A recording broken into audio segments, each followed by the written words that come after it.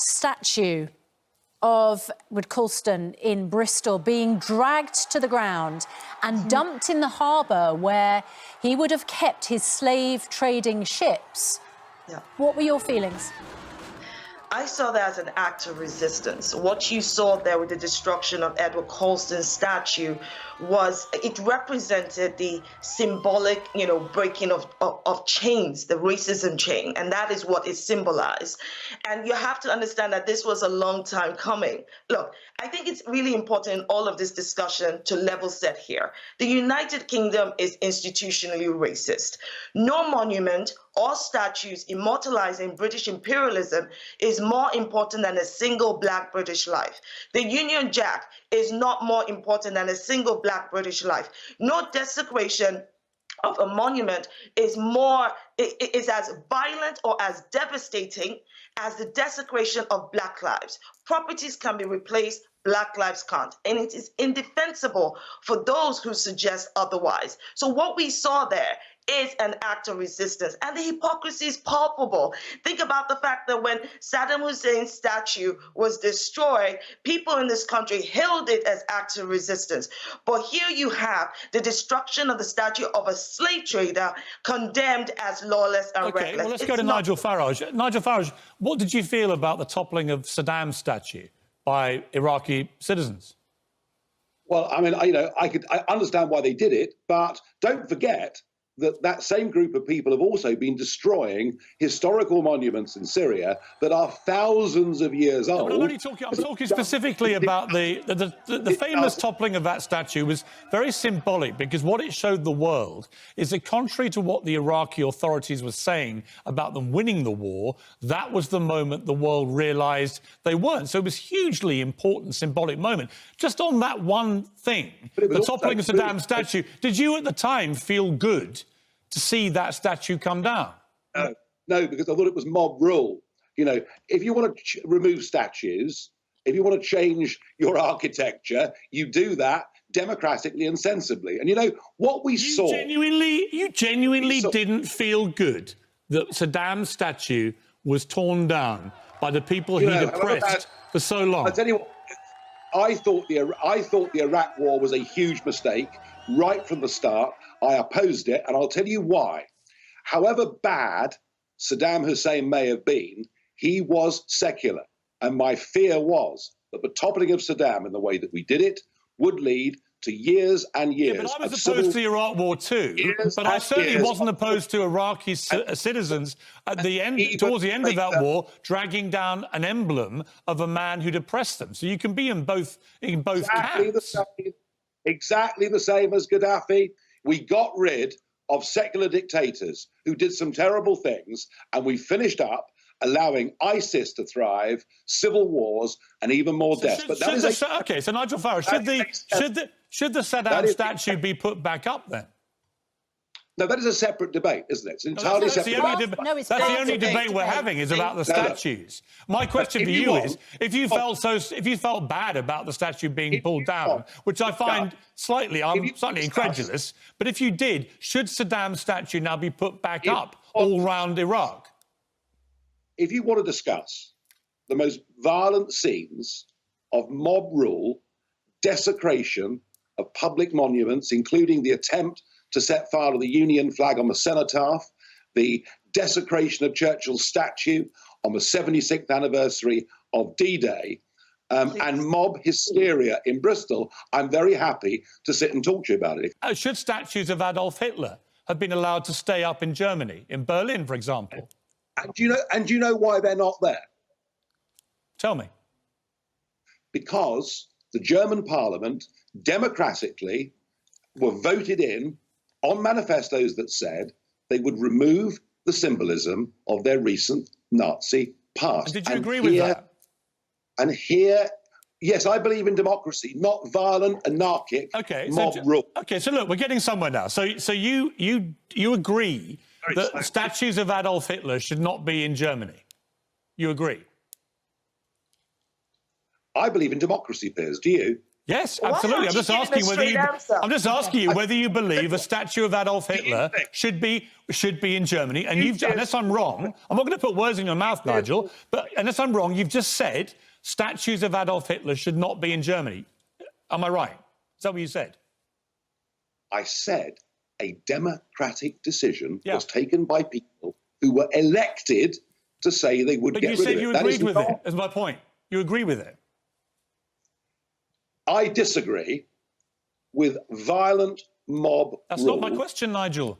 I'm only asking, do you agree with the democratic decision in Germany to remove statues of Adolf Hitler? Yes or no? I think you said yes. I agree with all democratic decisions. Okay. So, sorry, I don't want to be pedantic, but it is important. You're being very pedantic. No, I'm not. I'm trying to get to what you actually believe. It seems to me that what you actually... It seems to me you agreed, personally agreed... Well, I don't want to put words in your mouth, but it seems to me what you said was you agreed with the German democratic decision to remove Adolf Hitler statues. Yes? I think it was the right thing for Germany to do. OK, yes, so if it's right for Germany, to remove statues of Adolf Hitler who oppressed their people, why is it wrong for the people of Bristol to say they don't want to have Edward Colston statue to stay up, given that he was a slave owner and a slave trader responsible for the deaths of 20,000 people?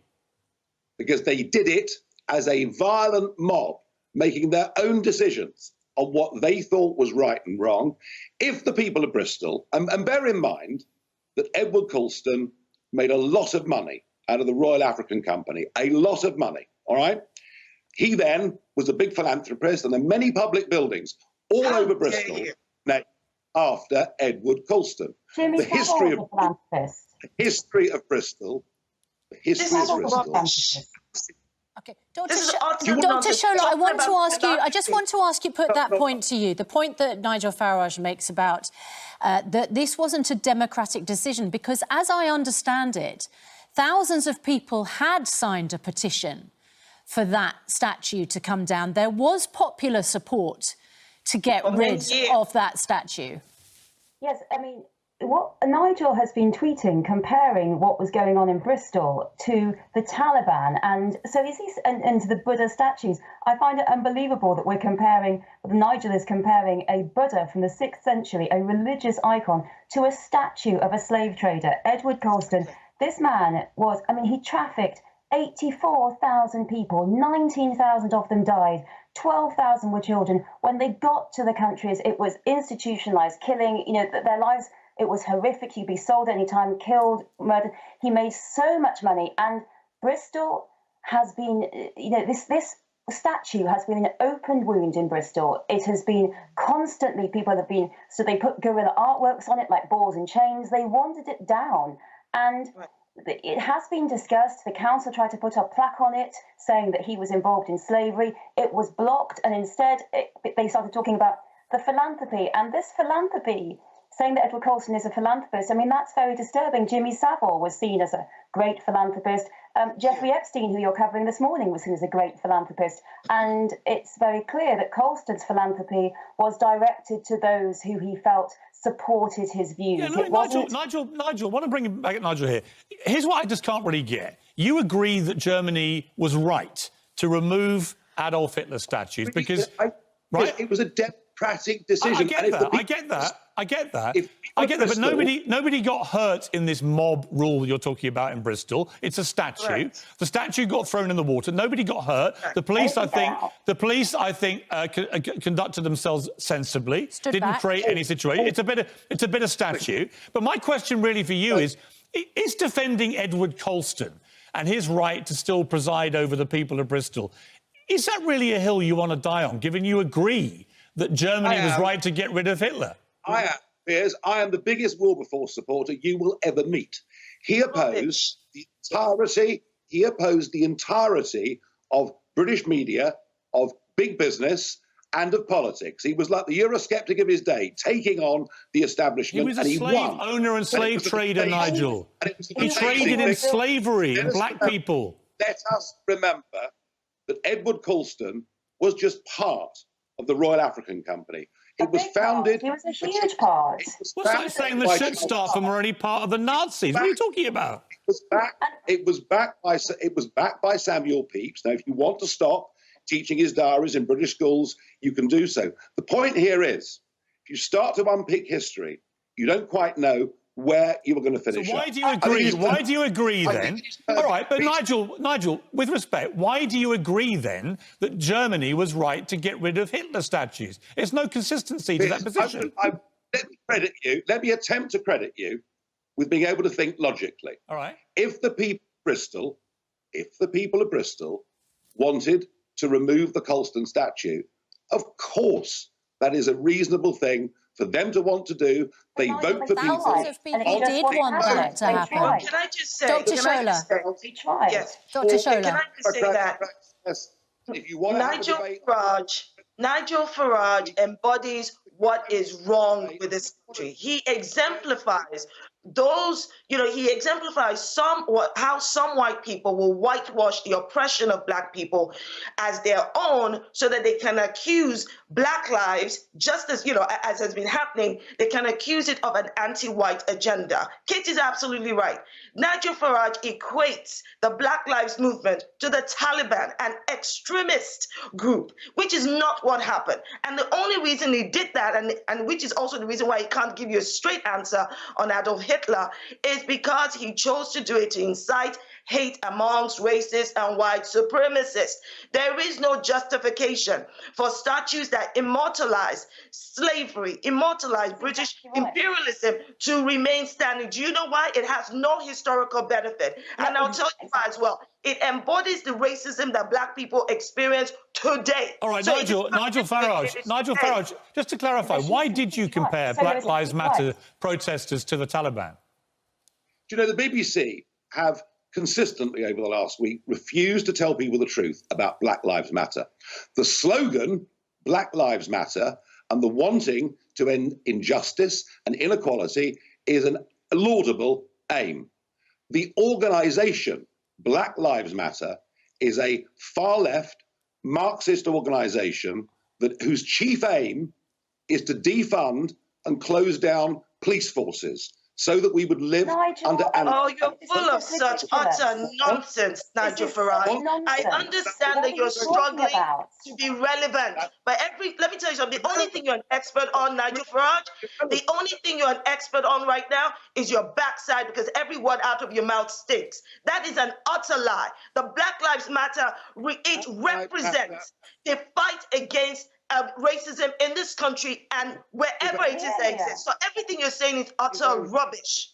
It's utter rubbish. And how can you be seriously on this show saying that Black Lives Matter is a Marxist organisation about defunding the police? Nigel, this is just outrageous what you are saying. Black people suffer so much in this country, the institutionalised racism. They are dying from COVID. People encourage immigration hatred. You have done the same yourself. And now you are encouraging people to compare Black Lives Matter to the Taliban when they are asking for justice and for equality in this country. And I am very disturbed by this talk of pulling down statues means the end of history. Whose history do we mean? In 1895, when Colston was put up, they could have put up an abolitionist, they could have put up Alado Equiano, who fought for abolition. They didn't. They put up a slave trader. So statues are not natural phenomena. They're not a mountain. They are basically a group of powerful people decide who we should venerate, who we should admire. And we have been told, the people of Bristol have been told to admire Colston. I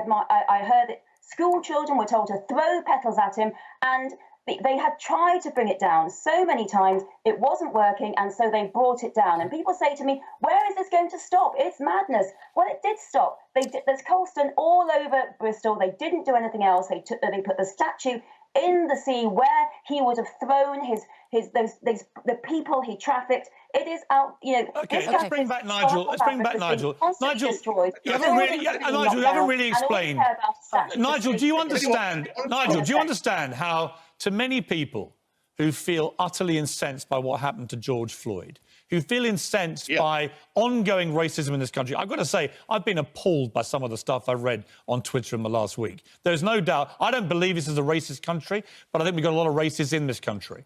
And I'm afraid it's all been pouring out this week in the wake of George Floyd's murder. But to liken the protesters to the Taliban one of the most evil, oppressive groups of people in the world. It's an incendiary and inflammatory accusation. And incendiary, Nigel. Why would you do that? Slave trader to a statue. Let Nigel answer. Let Nigel answer. Why would you do that? Well, he's finding that very difficult. The Taliban love to blow up and destroy historical monuments from a different time Who's that they don't blown approve. anything up, Nigel? What we saw at the weekend was the most appalling example of mob rule. I'll make the point one more time. Nigel Farage, you cannot say it's the most appalling example of mob rule when you are comparing them to people who literally blow things up and are responsible for the worst atrocities. I mean, that's a deliberate comparison. That's because Nigel is a racist. What else do you expect? Well, let him answer. Let him answer. But I tell you what. Let's ask our historian friend. Outside the House of Commons, there's a statue of Oliver Cromwell. There are many Irish people who would say that in Wexford and Drogheda, he committed what they think to be massacres. Should we then get rid of the statue of Oliver Cromwell? I have seen this. I think we have to have a wide discussion about all these statues, about people who are problematic. It includes Churchill, it includes Cromwell. There are many people that are problematic. But let's face it, no one got upset when we pulled down that statue of Jimmy Savile. Everyone thought, why was he even up there? And Colston should have come down long ago. The destruction of Colston is not the destruction of history.